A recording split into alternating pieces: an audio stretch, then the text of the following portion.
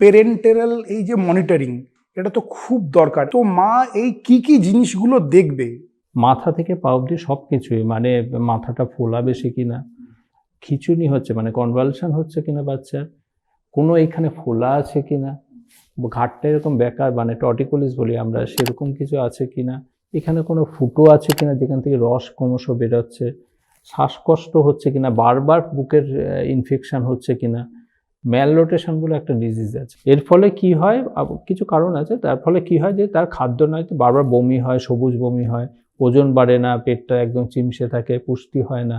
সেই ম্যালরোটেশনেরও অপারেশন মানে ওই রকম কোনো সমস্যা যদি নিয়ে থাকে, অবশ্যই কোনো পেডিয়াট্রিক সার্জনের সাথে যোগাযোগ করা উচিত। পেটের দিক থেকে এরকম বমি করছে, সবুজ বমি করছে, তারপর নিচে নামলে দুটো অন্ডকোষ আছে কিনা, স্ক্রোটামের মধ্যে পেনিসটার মুখের চামড়াটা সরানো যাচ্ছে কিনা, বা চামড়ার পেনিসের মুখে গ্ল্যান্সের মুখ থেকে পেচ্ছাপ হচ্ছে কিনা দেখতে হবে। যদি বারবার চেস্ট ইনফেকশন, ওই অ্যান্টিবায়োটিক, কিছু অ্যালার্জি, প্যারাসিটামল না খেয়ে উপযুক্ত ডাক্তার দেখানো, উনি যদি ঠিক করতে না পারে পেডিয়াট্রিক সার্জনে একবার পরামর্শ নেওয়া।